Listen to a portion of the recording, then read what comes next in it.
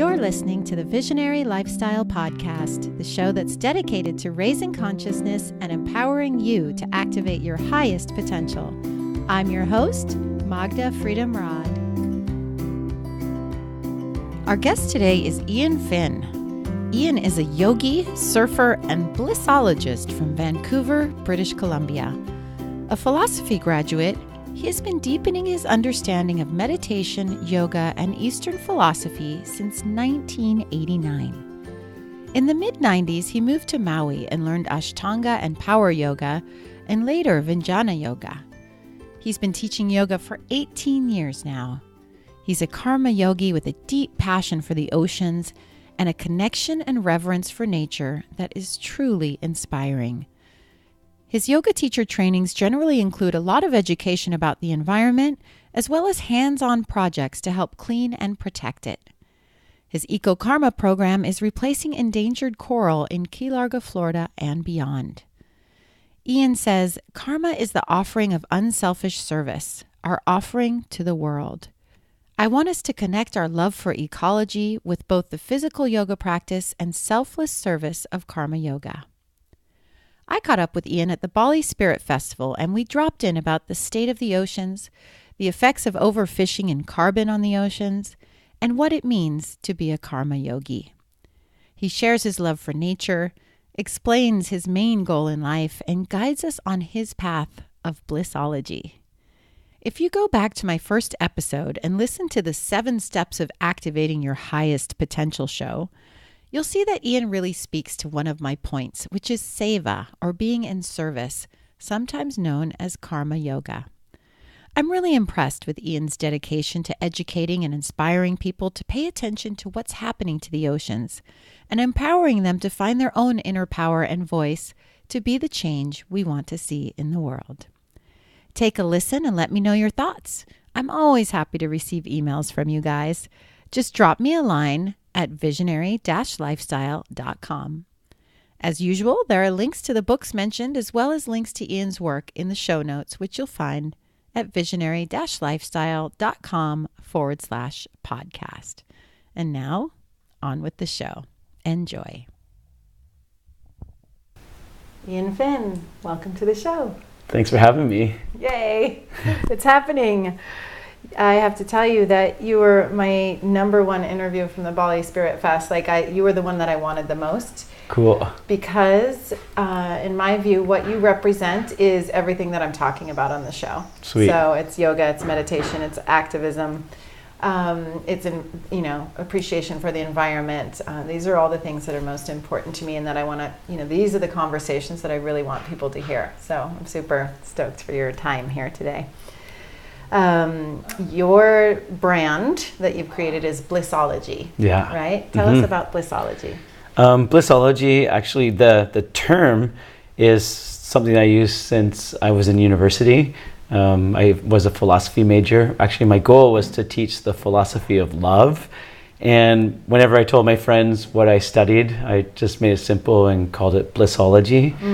Plus, my hero is Joseph Campbell, and he helped put me on my path, and his big moniker was follow your bliss. Right. And so Blissology, the term, is actually a nod to him as well. But it's the art and science of happiness, and really the number one kind of tenet we have in Blissology is seek quiet solitude in nature, and your deepest heart becomes clear. So we truly believe that nature is the greatest spiritual portal. The idea is that we are perfectly happy and enlightened, but when we get quiet and open and relaxed out in nature, we download that beauty out there. We recognize the beauty out there in ourselves, and really that's kind of the foundation of the whole movement. Mm-hmm. Yeah, and when I came to your talk, one of the things that really struck me that as such a simple concept, but great to really shine a light on, is the notion of reverence. And in order to get people interested and enough to care about changing the world and changing their habits, maybe, or putting some, taking some actual action, the way to do that is to help them create, or what's the word, to to develop reverence, or recognize maybe reverence for this planet and nature and all the beauty. I mean, reverence is a word that's not used a lot anymore in most mainstream circles, but it's a one I think we need to bring back more. And it's so important to have reverence for life, for each other, for our bodies even, and definitely for the environment. And it's the real foundation for happiness, and it's really what will help us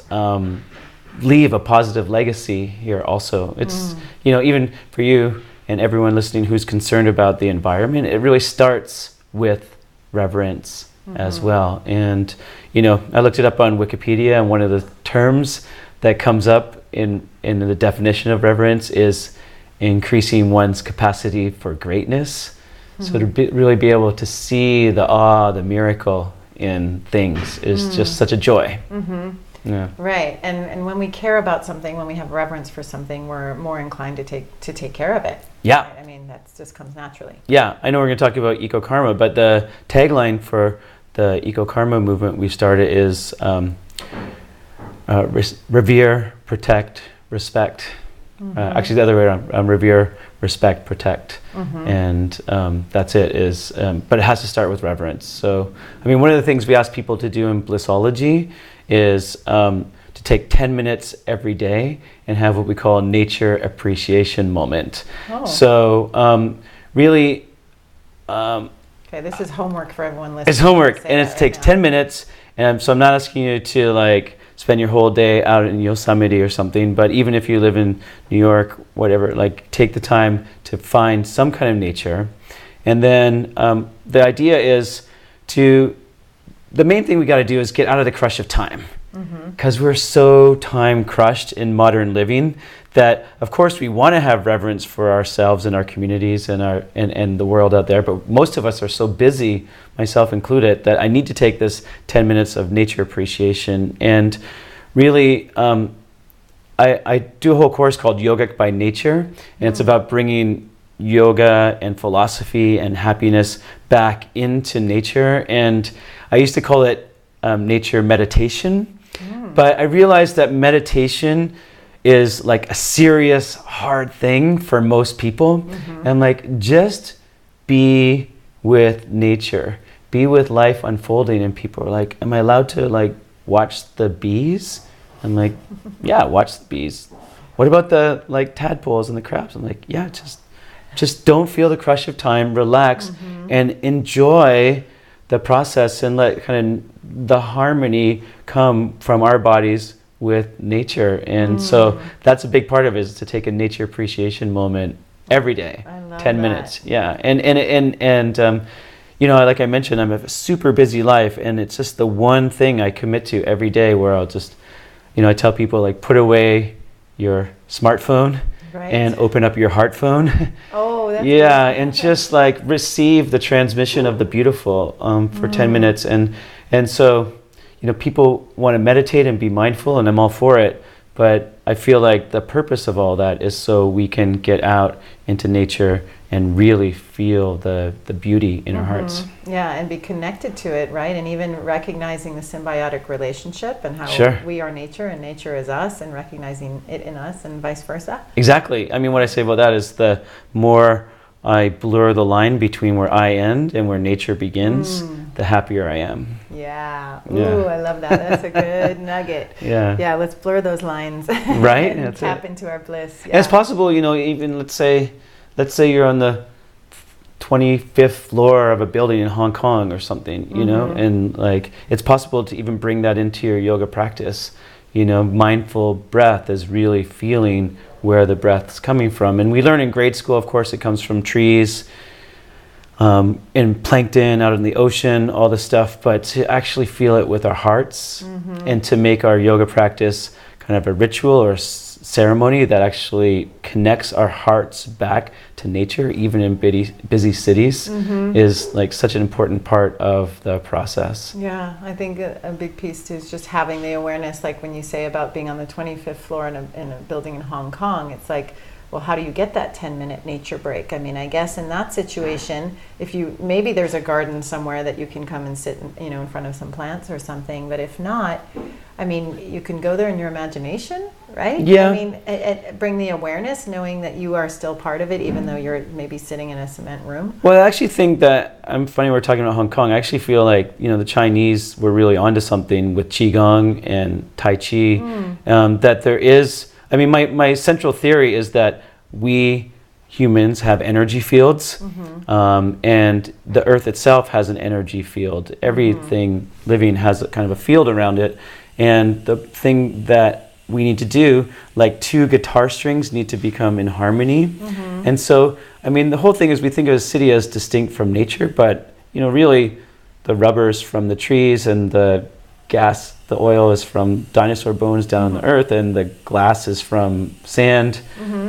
So vibrationally, it's still recycled nature somehow. So I mean, I've been in plenty of parks in busy cities in Hong Kong, and, like Hong Kong, and seen people doing their Tai Chi movements, and I feel like what people are doing there really is harmonizing their energy with the energy of the planet, even though there's buses and taxis, and it's quite busy. Right, and I guess on that note, we can also do a root chakra practice, right? Like if we can't even get into that park in Hong Kong, if we're really, I was just in Delhi, stuck in Delhi for 2 days. I didn't want to go outside into the pollution. I didn't, I was on, I don't know what floor, but the windows were not opening. And I mean, I guess in that situation, maybe a root chakra practice to tune you in at least to the vibration of the earth. What do you think about that? I love it. I mean, there's two ways to get this transmission of the beautiful that I'm talking about from nature. This really, Buddha did it. He sat under a tree until he got it. Jesus went out into a desert for 40 days and 40 nights. He didn't go into a church. He went out into nature. Right. And so something speaks to our hearts when we're out there. And if you go somewhere really beautiful, a mountaintop in Yosemite, it's going to be loud. It's going to be hard to ignore that. And sure, in cities, in Delhi, it's still there, but it's like under all those honking horns and smoke, you got to listen for it, So there's two ways. One is you can really tune your ability to find that vibration, which is hard, no doubt, or we actually got to go somewhere where it's so beautiful that you can't ignore it. And those are the two ways, which, one thing I love to say about that is that's why I really believe in national parks, and to get out into big swaths of nature that haven't been turned into Walmarts and parking lots is really, it's amazing how much of the world has never had that experience. Like my wife is from Bombay, India, and I realized there that there's millions and millions of people who will never step on a beach barefoot or on the grass barefoot in their lifetime. And I mean, the middle class, they're in dress shoes. It's not just the people in the slums. So yeah, and that comes back to reverence. That's not even reverence, that's just straight up connection. And if we don't feel connected to nature, then we'll never have reverence. And if we don't have reverence, it's gonna be hard to protect it from our hearts. Yes. Yeah, so being connected to nature is a key component of connecting with your inner happiness, right? Right. Yeah. And also, yoga being a part of the practice, right? To connect us to nature, also to connect us to ourselves. Right? I would actually go as far as saying the biggest key. Nature. Yep. Yeah. I mean, for me, personally, everyone's got their own path, but nothing plugs me in like this connection. Yeah, sitting on the earth with your back against a tree, or even climbing inside of a tree, or sitting on a beach, you're surfing in the ocean, all of these things, right? Yeah, profound. Yeah. Okay, so you've been teaching yoga for how long? 18 years. 18 years, yeah. And you're offering, do you do teacher trainings? Or I do, we do teacher trainings and advanced modules and all that stuff, Okay. Yeah. And a lot of it's based on all this stuff that we're talking about. But and of course the other big part of it is a connection to a community really makes you happy, as well as a connection to nature. And I just keep coming back to this energy field idea that I mean, I want people to feel at the end of our classes that they are connected to a person. And that doesn't mean you need to do eye gazing or even talk to people about their family or the weather. In fact, words ruin it. But there's a wordless way that living beings, humans, connect to each other. And it's really, when you tune into that, there's this whole kind of Harry Potter world, you know, of magic, of ways that humans could communicate, and it's beautiful. And so it's, you know, if we're with me in that part of the conversation, what I say is like the key is to have an energetic exchange with nature and with your community, and to kind of, so not only have reverence for it, but you're actually blessing the people around you with your energy. I mean, I personally believe that the way you drink your coffee in the window, the energy, the vibration that you have affects the way, you know, in a small way, how people feel walking down the street. You know? Yeah. Well, one of my favorite practices is to secretly bless people as I walk down the street. So just silently in my mind, I'm like, I love you, you're beautiful. And oh, good. You know, like, yeah, okay. You're just like trying to be a walking, like open-hearted, like high vibration being, and just like spreading that love, you know? Yeah, that's it. Yeah. And you don't have to say a word. Yeah, just secretly, like don't even tell them, you know, don't even necessarily make eye contact, you know, don't even, you know, give any kind of signal, just be a blessing everywhere you go as much as you can. Because I love that you're doing that, because that's it, it's just being aware of, you know, it's like we're broadcasting all the time. And what are we broadcasting? And mostly what we're broadcasting, if you look at the cities, and even in our yoga studios, you know, I mentioned this the other day in class, but if you look, let's say you have a huge yoga studio and only a few people show up, people put their mats as far away from each other as possible. Yeah. If you're sitting on the park bench having your lunch, someone joins you, they will sit as far on the other end of, you know, only half their butt will be on the park bench, because they want to be as far away from you as possible. And so really a lot of us aren't really tuned into it, but we're sharing our like shields up energy. And actually I had a conversation one year with someone in Hong Kong. We have these conversations about touch and communication. And this woman is like, I don't want to share energy with people. And I'm like, you can't not share energy. And as soon as I said that, something came to me, and it's been clear ever since, is mostly we in our cities share the energy of not sharing. We're sharing the energy of being closed off. It's to say I don't want to share energy is like not possible.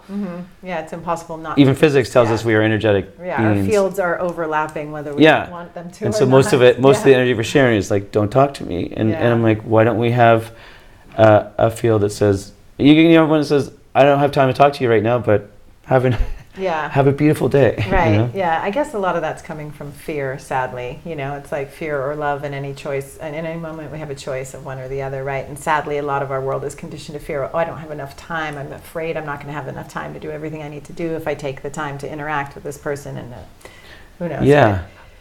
I think it has to do a bit with it's its own language. I mean, energy interaction of it is kind of its own language, like touch. And we're, as a society, we're so afraid of touch. We're so afraid of connecting. And, you know, like kids can't hug each other in grade school. A teacher can't put a Band-Aid on so many schools if a kid cuts his knee. And, you know, extreme example, as I go around talking about this stuff is one of our students, her boyfriend had cancer. She was about 26, quite young. And they were in bed together in the hospital. I mean, just watching television. I'm not trying to say they're making out or anything. And the nurse came and pulled back the curtains and said, I'm sorry, we don't allow co-bedding. You've got to go. And I'm like, wow, if there's anything that really helps with cancer, it's love and connection.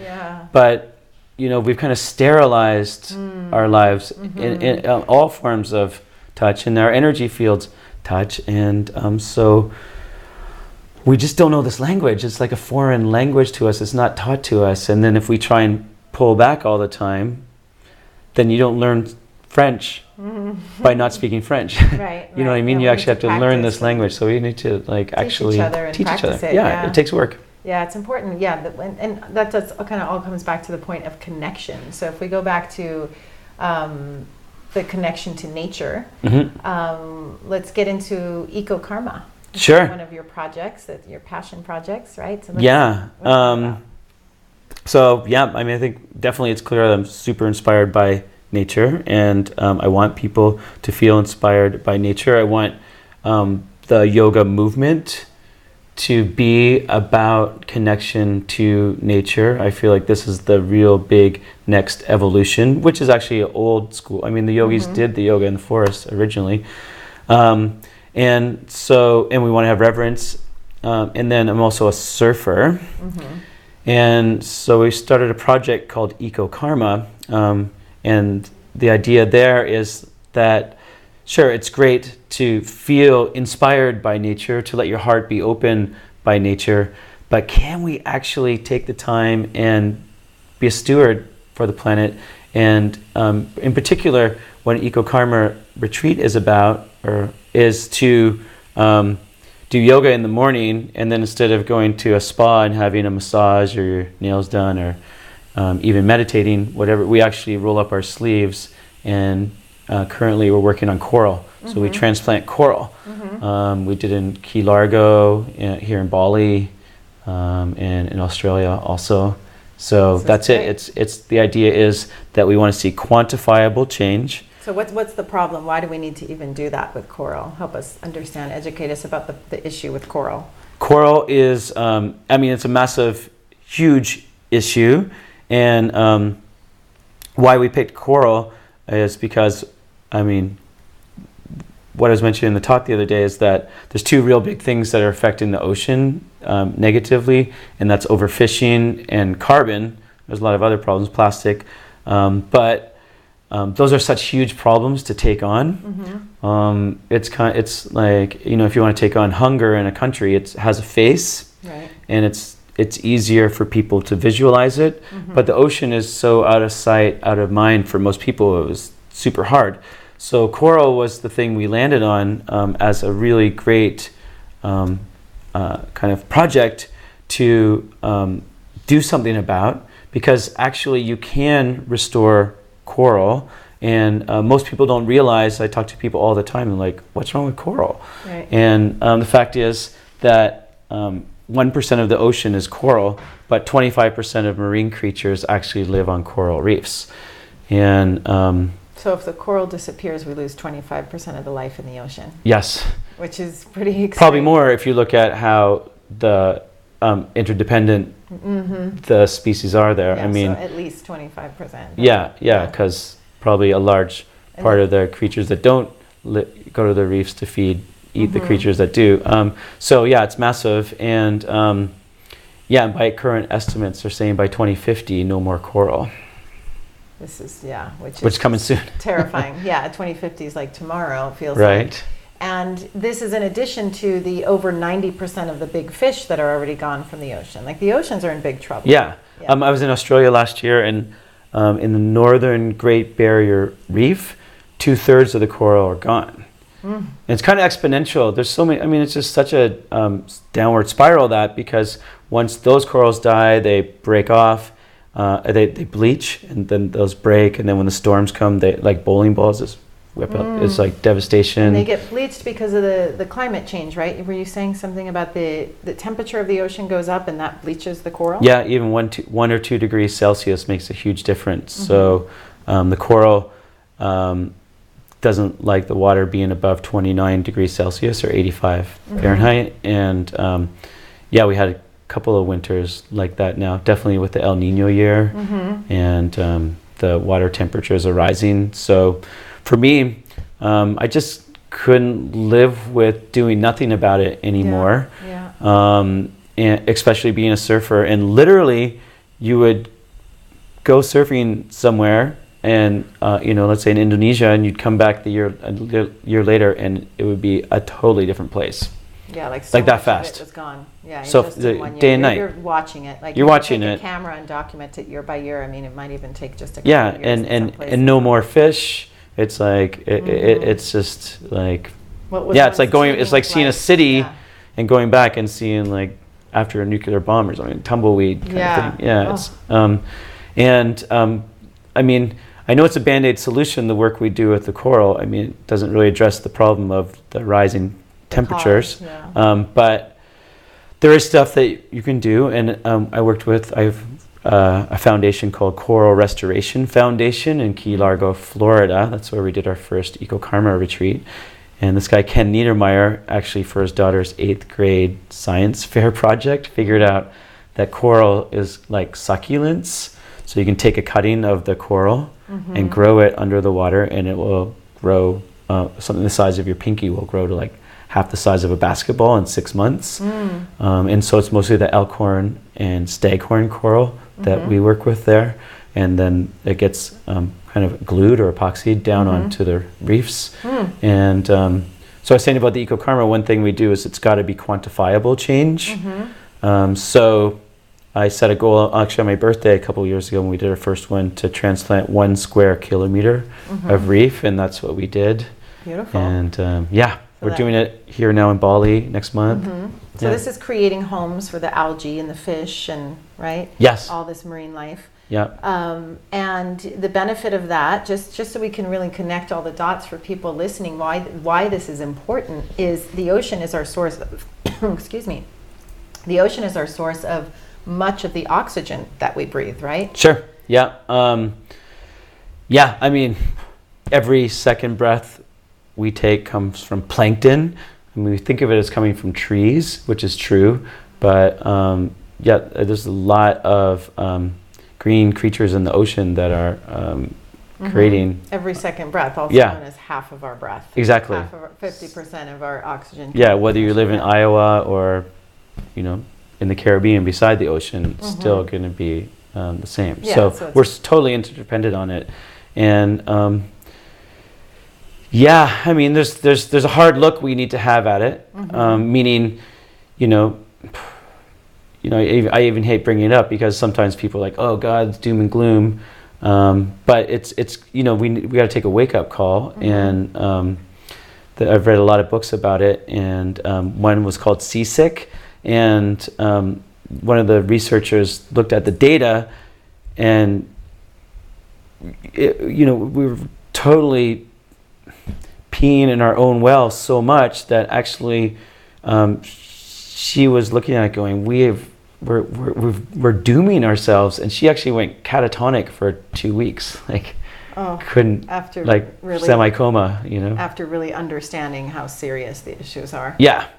And again, the oceans are out of sight, out of mind again for most people. So right. And so Paul Watson, I don't know if you're a Sea Shepherd fan, but of course, he's Big one time. of the people that I really have a lot of respect for the solutions that he's implementing. And one of the most notable quotes that I've heard from him is, if the oceans die, we die. Yes. And the oceans are very much dying. So yes, we need to look at the problems, and then we also need to get into action in the solutions, and that's what we're doing here. And this has to happen. We have to.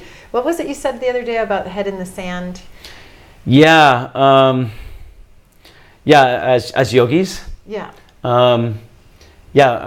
I'm trying to remember what I said now, but it basically it's about karma yoga. I mean, we need to actually. Karma yoga is what this is, which is the this yoga is going to come out differently than the way I said it. But one of the things I say is that a lot of people in the world turn their blind eye on this problem, but as yogis, we need to turn our third eye on it. Right. To really look at it and go, here we are looking at it from a chakra model. To actually go, whoa, I feel anger about this, and to let that anger be your rocket fuel, and the rocket fuel. Yeah. Okay. So here's the work is to definitely feel anger, and this is a hard thing because sometimes as yogis we think, oh, it's only equanimity, and I used to be this type of yogi. It was like, oh, whenever there's a problem, I know how to find my center, and I can just control my breath, and I don't feel anger anymore. But actually, allow yourself to feel your anger. But when I say have, which is obviously your lower chakras, that power, but to actually turn that into power like rocket fuel, and use that, like really what our third chakra is will.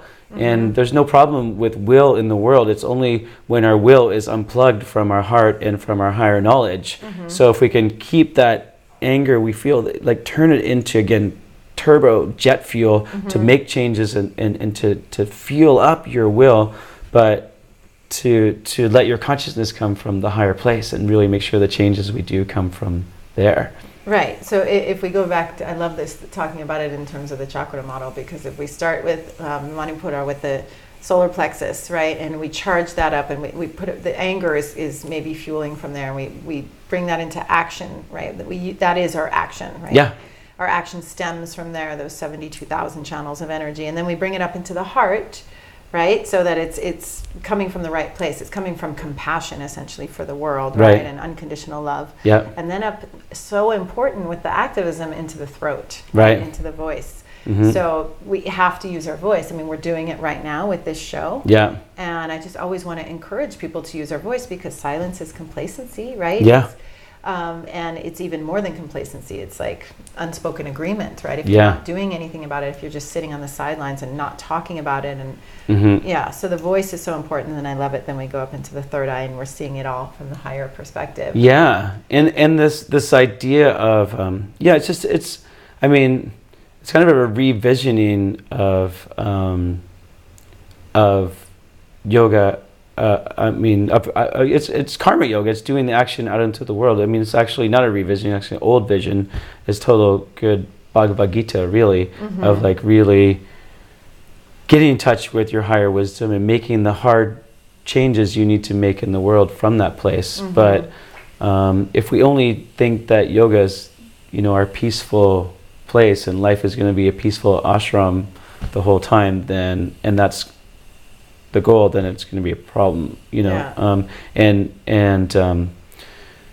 need to be politically active as yogis, and we need to, again, get out there and make the changes, and not just hang out in our retreat centers, again, having spa treatments, or only do our exercise. This is our real calling as yogis. I mean, it's time. The world needs enlightened people making action. Right, exactly. And that's what this show is about. I love it. Inspiring people to be the change that we want to see. And us as yogis, I think, we do have a responsibility to be the thought leaders, and to be the ones standing up and using our voice, and helping people see the big picture about how everything is connected, and the fact that we're not taking care of the oceans means that we're not taking care of ourselves as well. Right. So on the coral transplant, as you say, is a Band-Aid, right? Because that's fixing the problem that already exists. So if we take it back, if we reverse engineer that, like we go back to the causes of the problem, we said are overfishing and carbon. Right? So I see, I just automatically, when I hear that, I go straight to conscious eating, because that solves both of those problems, right? If we don't eat the fish, that will reduce the overfishing. And if we don't eat the meat, that will reduce the carbon. So, conscious eating as a solution to the root cause of the problem of the oceans dying. Right. Vegan sushi.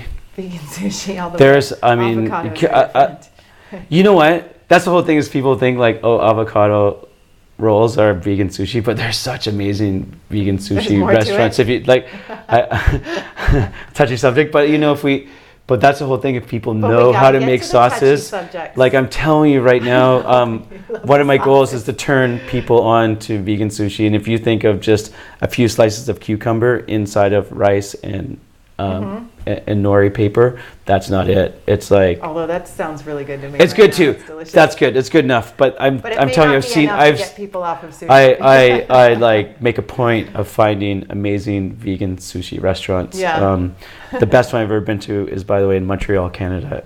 Amazing, and it blows you away. And I'm telling you, once you taste this, even the most diehard fish loving, meat eating carnivore would be like, oh man, I'm sold. Right, and that's how I feel. I don't know if you've been to Sage Bistro or Sage Bali, this restaurant here. They have a vegan kitchery burger that I said, this burger can save the world right here, because if all the meat eaters could eat this, it was so delicious. I seriously want to interview the owners on the podcast just about this burger, because that's what it's about. It's about, these are the solutions, right? Replacing the habits that we have that are currently mainstream, that are negatively affecting the planet, the impact of those choices negatively affecting, well, our own personal health to begin with, the animal health obviously, but as we're more focused on today, the planetary health. Yeah. So helping people draw the connection, make the connection, like the solution is on your plate is one of my favorite hashtags. Yeah, I love social media, and we have our little hashtags going. The solution is on your plate, and make the connection. Totally. Yeah. It is on your plate, absolutely. That's great. So also it's something that you brought to my attention that I wasn't aware of with all the research I've done, which I found really interesting, is that there's a scale for the fish in the ocean, a 1 to 5 scale. Can you explain that a bit? Yeah, let me just say a little bit more about the vegan thing, and that's a super important point. I think it's, if you're vegan, especially, is like, I feel like to try and meet people in the middle. You know, if you're like, oh, you're a meat eater, you should be vegan. I don't know. I feel I've seen that conversation a lot, and it's just like, it ends up very circular. The meat eaters are like, well, I get ethically sourced meat, and people have been eating meat since the beginning of time. You know, this is our natural state, and then it kind of goes nowhere. And I think the main thing that we got to do is to encourage people to eat less meat. Well, my other favorite hashtag, eat more plants. Eat more plants, exactly. Eat more plants. Make it a mantra. That's what I teach people. Just make it a mantra. When you're choosing, your groceries, when you're choosing off a menu, let your mantra be eat more plants. Exactly. So it doesn't have to be eat no meat. Yeah, exactly. Eat more plants, and the more plants you eat, automatically the less animals you eat, and you're going in the right direction for the health of everyone. Exactly. Make more stews. Like, make that meat like a 12 ounce. Oh, it's true. I mean, a 12-ounce steak, I don't think is supposed to feed one person. That can feed a family. You know what I mean? So put that in a stew with a bunch of vegetables and other things, and then you're eating more plants, but you're actually, I mean, for people who are addicted to the taste of meat, you're actually... Well, just on the subject of water, though, I mean,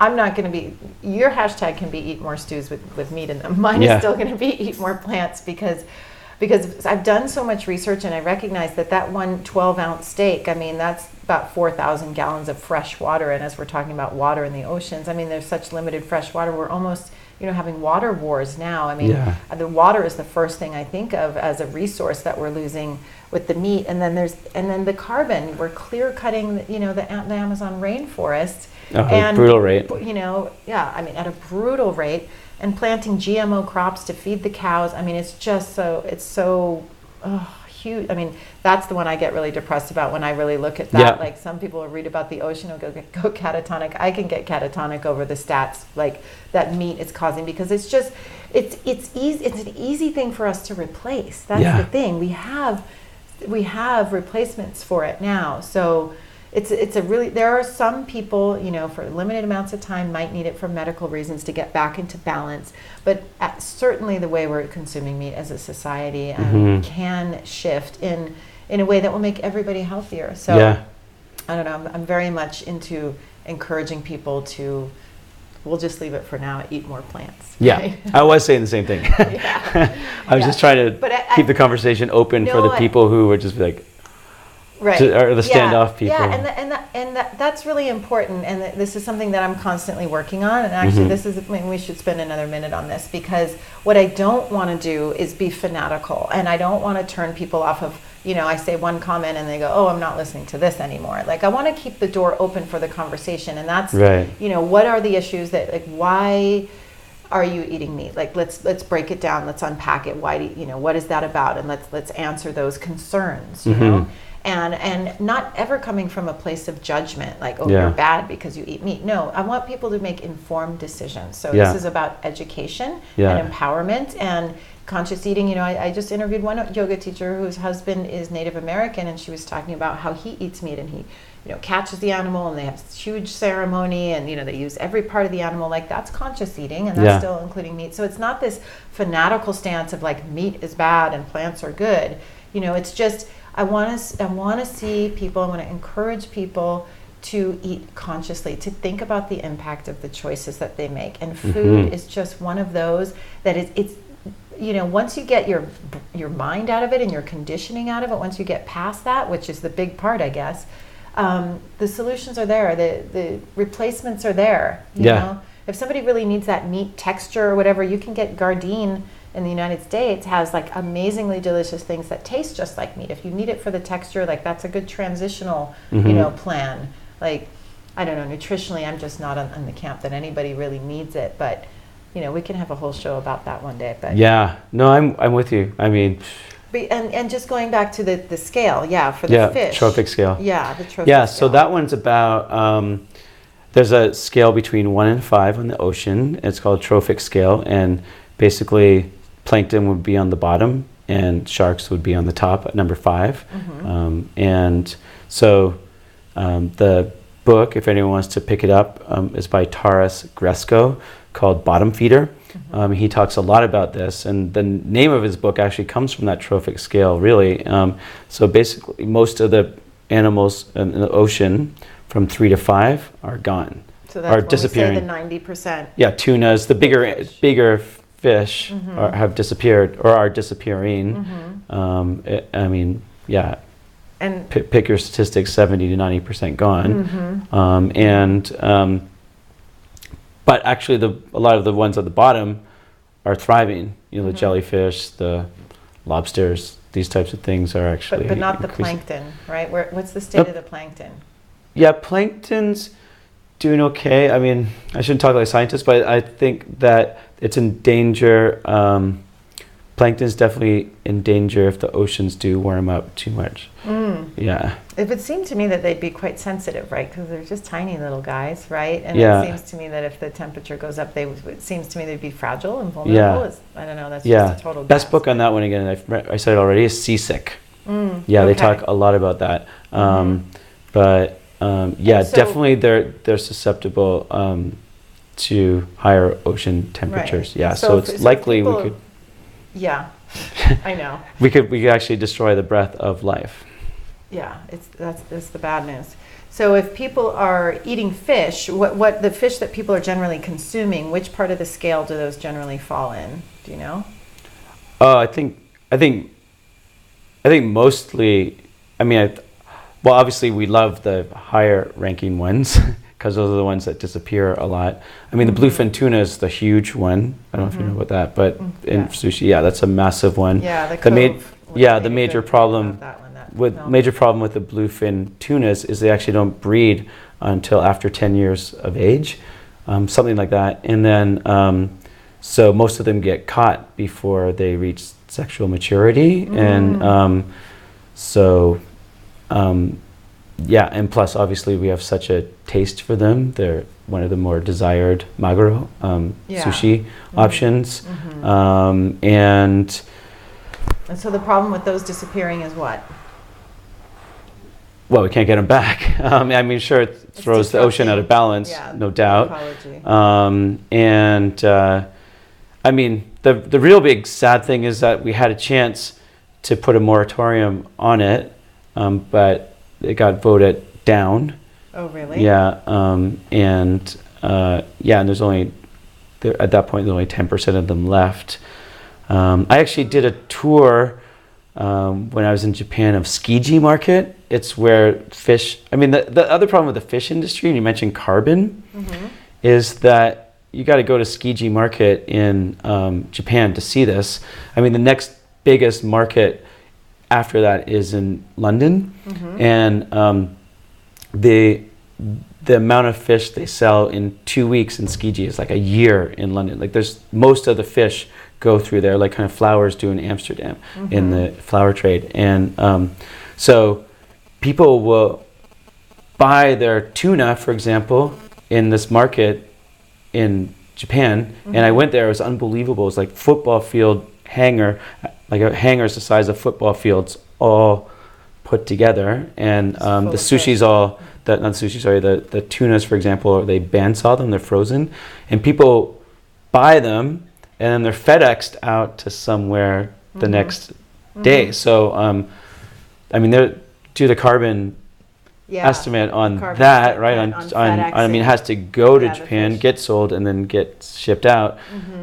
So that's a huge part of it as well. The carbon data that I'm working on, which is like from Livestock's Live Shadow, Long Shadow, and different reports like this, like have come out of the UN and things, many years ago, are not even including the carbon actually, and they don't even include fish at all. It's just livestock, and that's said to be anywhere from 18 to 51% of the carbon emissions on the planet, which is more than all the transportation combined. The transportation is only 13%. So every FedEx plane, every boat, every car, like driving your Prius instead of your Hummer, it doesn't even hold a candle to the emissions of what you're eating for dinner. That's why I'm like, the solution is on your plate. I keep it's going so back awesome. to the food. It's so perfect. So for people who maybe are listening and say, oh, I don't want to become a vegan, other solutions are, there's a lot of apps on your phone. I mean, I live very close to the Monterey Bay Aquarium, and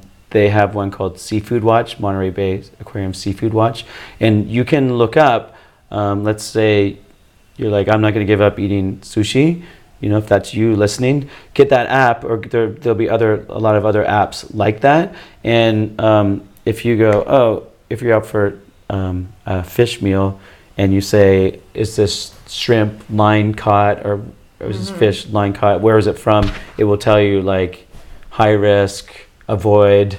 From a sustainability standpoint. From a sustainability point of view, I'm not a fan of that. I know you're so you're so democratic and like trying not to scare anyone away from the vegan lifestyle. And I don't even like the word vegan, honestly, because it draws a line. It creates an us and them kind of thing. I always go back to the eat more plants kind of thing. Approach really is like, just get more of the sustainable stuff in, and automatically you'll crowd out less of the less sustainable stuff. Because I don't know, in Cowspiracy they had a great scene in there where they talked to the head of Oceana, who supposedly has this whole sustainable fishing approach, and it's really been shown that the only sustainable fishing is no fishing. Because there's just too much being taken out. But I appreciate. I mean, I have to do something, because this is the hard thing too, is that I've had all these conversations with friends, and like watch them 30 minutes later order tuna, and we talk afterwards, and it's so easy. There's one card that people have to play and go, oh, I can't solve all the problems. And the issue with fish is that fish is like to most people is a healthy alternative to meat. This is part of the go read like all kinds of people who talk about like healthy eating, and they'll say like, eat this, you'll get your omega oils, and eat fish, all this stuff, but don't eat red meat. And so a lot of people think, oh, well, I'm not eating the cows, cool, I'm eating fish, better for me, I'm a pescatarian. I know zillions of pescatarians, so-called, and I have a hard time with it. I'm not saying I don't. But I can't control the solutions on people's plate. So that's where I've had to come to, is like, okay, if you really have to eat fish, and at the very least, here's the very least solution. At the very least, choose sustainable fish. But sustainable in air quotes from me. In air quotes, I agree. No, definitely the best solution is, especially when you get into tuna. And okay, here it is. If you're a really selfish person, if you really knew what was in those fish, you wouldn't want them. I mean, this is the bottom line about the ocean, is that they are so filled, that everything on the higher trophic scale I mentioned is so filled with mercury and PCBs. Like, we love dolphins, but like, you know, they actually eat dolphin meat. If you were to if you analyze this meat, or don't literally look at it as meat, just, sorry, that might offend a lot of people, but like, basically our dolphins are toxic, you know, and they're the canary in the coal mines now. So, I mean, people for their own health probably shouldn't eat it. I'm glad you mentioned that. Yeah, they're full of mercury, PCBs, dioxins. I mean, it's basically carcinogens, and that's why when I teach conscious eating, the first is self-love, and it's animal love, and it's planet love. So it's like, it's not only just for, if you're not going to be gregarious and want to save the whole world and the oceans and everything, if you care about yourself, it's not the healthiest choice even for you. Exactly. And just on this note, in this area, I wanted to talk a little bit about shrimp. Sure. Because as we're talking about the sourcing of shrimp and how detrimental that is to the ocean, can you touch on that? Sure. So there's a lot of ways shrimp are caught. And again, I should reference my sources. I've read a lot of books about this, but again, I would still go back to Bottom Feeder as a really good one. This is the third time I mentioned it, but pick this book up if you're really interested in the conversation. We'll put it in the show notes as well. Taras Gresco, a Canadian guy from Montreal. And he talks a lot about this. He actually went around the world looking at how fish was being harvested. And so one way that we get shrimp is through shrimp farms. In fact, actually most of the shrimp that's eaten in the world is from shrimp farms. So like in our Thailands and places like that. And the real big issue there is that they eliminate the mangroves to make these kind of ponds for the shrimp. And then the shrimp all get diseased because they're not made to live in close quarters like that. So what they put so many chemicals on the shrimp to kill the diseases, and then the diseased shrimp actually make it out into the ecosystem. So most of the shrimp comes that way. But yeah, there's a lot of trolling, I believe, that happens. Trolling, which is basically like they scrape it's like a rake is how I imagine it, like a rake on the bottom of the ocean, right? Yeah, I mean, definitely, I believe they do that for shrimp. I have to look up that one that exactly, but the whole ecosystem. Yeah, and this is the out of sight, out of mind thing. Is that if it was a forest, and it would be like someone taking a huge helicopter and just attaching something the size of like half the width of a football field, and then dragging it through the forest and only taking one species and destroying the trees. And throwing away all the bycatch, all the other animals. So let's say you're looking for like a certain type of bird, like I don't know, you just wanted herons or something, just in the tropics here, and just only pulled out the herons, and everything else, all the lizards and stuff, you just threw them away, right? And destroyed the forest. That's what's happening at the bottom of the ocean for shrimp and things that we troll for, right. But most people don't see the ocean, especially the bottom of the ocean. Right. Well, this is where education comes in, and that's why we're doing what we do, right? Yeah. Because people don't know these things, and we're the yogis, and our throat chakras are healthy and activated and open. So we're using our voice to share what we've learned to help people. Like, again, when you're looking at your menu or you're shopping for your the party you're having or your dinner for the week or whatever. Shrimp, like, leave the shrimp off your plate just automatically, because either it's coming from a farm, which is probably a toxic food to put in your body, or it's coming from the bottom of the ocean, which may have some health benefits. I'm not even sure. But if they do, the true cost is that you're destroying the ecosystem of the ocean. And is that worth it? And people probably, my prayer is that right now there are people hearing this going, oh my God, I had no idea. Let us switch the lights on.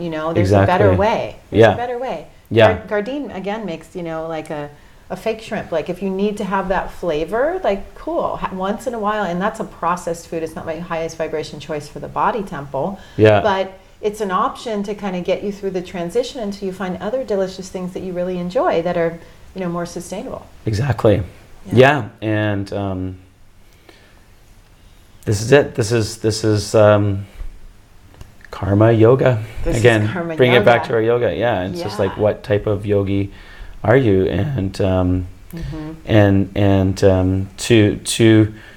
I guess we call it warrior pose, and we are warriors. We're peaceful warriors, but we're warriors, and to really become active and to become more aware of our choices, and also there's another part of it is like there has to be an energy management to all this stuff, because I'm sure a lot of people listening to it, and maybe I'll bring it back to the third chakra conversation we had of like, I've done a lot of work with the chakras. I do work with, we do a whole course on it called Yoga, Mind, Body, Medicine.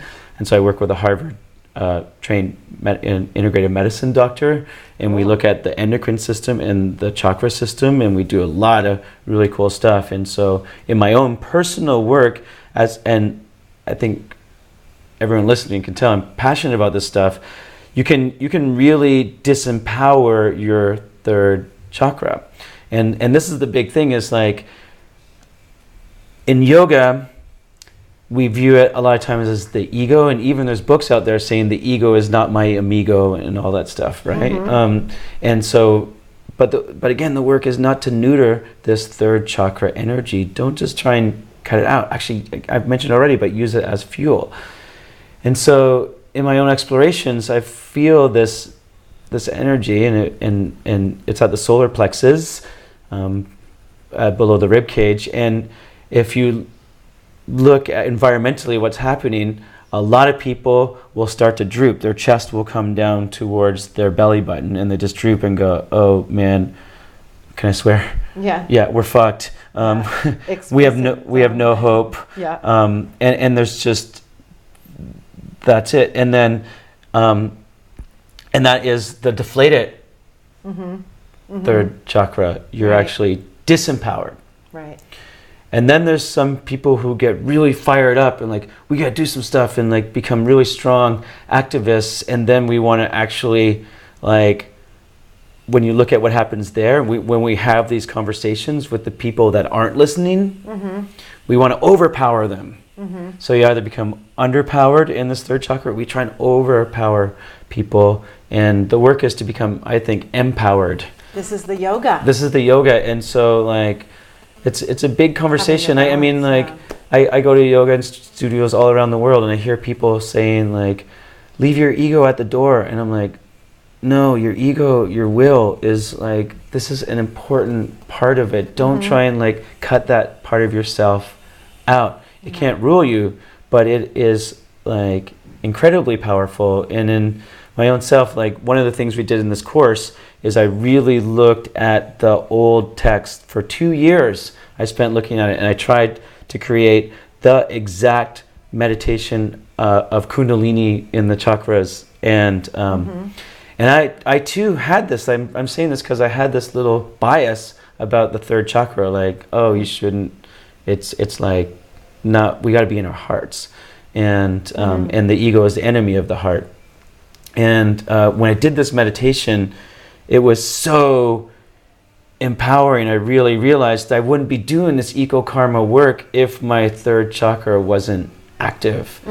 And on the other side of it, if it's too overactive all the time, if you're not, the yogi in the spa, or the yogi who's only in a cave, this type of yogi, if you are a yogi of action, trying to make the changes out there in the environment or in the world, sometimes the issue there is you're like, you kind of end up burnt out. And you're like, I wanted to make these big changes in the world, but now I'm just filing papers and beating my head against the wall, and no one listens to me. And you end up like, you'd be an activist, and you're like, oh, I want to change the world, but I'm just tired. I just come back to, I mean, with this, through this lens of the chakras, whether it's the solar plexus chakra or any of them, it's about balance. And that's our work as yogis, is to find the balance, right? In all of our asana and our pranayama and all of it. Chakra work is a great one to help us learn balance, right? Because with any of the chakras, if they're too small, there's one effect. If they're too big, there's another effect. Too underactive, too overactive. Exactly. So the goal is always balance. So there are things that we can do to, make it bigger, make it smaller. And just on the point of ego, I see it as, I think about ego a lot. I talk about ego a lot. And Ego is when that solar plexus is overactive, when it's out of balance. So that is an issue as much as it being, you know, us with the drooped shoulders, you know, like feeling defeated, right? And that's the underactive, like, or it's too small, right? Closed chakra. So this is why yoga is the key to all of this, because that's our practice as we learn how to balance the chakras through our asana. I mean, there's so many tools, right, to work on them. My favorite for the solar plexus, as that's the one that you're so focused on, and I do hear and appreciate, want to reiterate your point about that is our action center, right? So when we're going to be doing our work in the world, that's where it's coming from. And just for people to maybe be able to visualize it, we're talking about the yellow solar plexus chakra right in the middle of the body, above the navel, below the ribs. And when I do meditations with it, I love envisioning it just like the bright yellow sun in the center of our body. We literally have 72,000 channels coming out of it, right? My favorite to activate it and balance it is to meditate like at sunset, right into the sun, facing the sun, and just feel like I'm integrating the sun right inside my body. And that's communing with nature. Yeah, that's exactly where I want to take the conversation, is like bring it back to the nature appreciation, which is what, when you're looking at the sun, of like, I mean, your words were communing with the sun, like to like, again, our earlier conversations, which were more general, to bring it back to finish up with it, like to like blur the line between where you end and the nature begins, where the sun. I mean, this is what will restore your energy, because caring about the world is important, but it's also draining, and we have to realize when our tanks are getting drained, and find the things that plug us in. We talked about yoga, and as you're talking about yoga, I'm like, yeah, yoga is awesome, but yoga that plugs us into nature, in harmony with nature, is really, for me at least, the thing that really fills up that tank. Yeah, amen to that. All right, well, let's leave everyone with some homework to do a solar plexus meditation, right? Just, you know, maybe, you know, at least try it once and see how that feels. Meditate in, you know, with the sunset. Try to find a place in nature to sit down, if you can sit on the earth, and not necessarily be staring into the sun. You can do it with eyes like 9/10 closed, but just be really consciously aware of the sun, and envision it coming into the center of your body, and breathe with the sun and integrate it into you, and allow it to charge you up and get you activated, and go out and do your karma yoga in the world. Exactly. Yeah, and I can tell you when I close, that's cool. I was wondering, you know what, I wrote a poem recently, maybe because we've been kind of heady, I wouldn't mind just sharing it, because about how nature restores us, and really the whole conversation has just been really coming back to that. My goal really in life is that as the world becomes more paved and more busy and more digital, that nature remains the greatest source of health and spiritual sustenance. Yes. That's really the goal in my lifetime, as much as I'm doing the work in the environment. And so, like, no one benefits from a connection with nature more than our own selves, even though the planet has a lot to benefit when we're in love with it. Poem goes like this. This morning I woke up and told the ocean I was sorry. I kept myself inside of a box. I kept thinking the same 6 thoughts over and over again in a loop. But when I stood beside the ocean, a warm wind entered my heart. And I realized that the beauty I see lives in me. This morning, I woke up and told the ocean that I'm sorry, that I forgot, that I am this infinity. Beautiful. Perfect place to end it. Thank you so much again for your time. Thanks for all you do, and everyone listening, all of us together, just being a positive force. That's right. May we be of benefit. Thank you. Namaste. Namaste. Today's episode is brought to you by the Conscious Eating 101 e-course. This is a 6-week online course aimed at empowering you to make food choices that are in alignment with your values. The program is based on ahimsa, also known as non-harm, and helps you make every bite that you take an expression of love, self-love, animal love, and planet love. The course offers 15 lessons and 20 nutritious and delicious recipes and is offered over 6 weeks that you can do at your own pace. It includes lessons like plant-based nutrition, protein, dairy alternatives, the story on sugar, GMOs, label reading, and many more. If you're looking to increase your health and happiness, balance your weight, reduce your footprint on the planet, and align your food choices with your values, or are interested in being part of the solution to huge world problems like climate change, rainforest destruction, and world hunger, then this is the course for you. If this speaks to you, please check out consciouseating101.com today.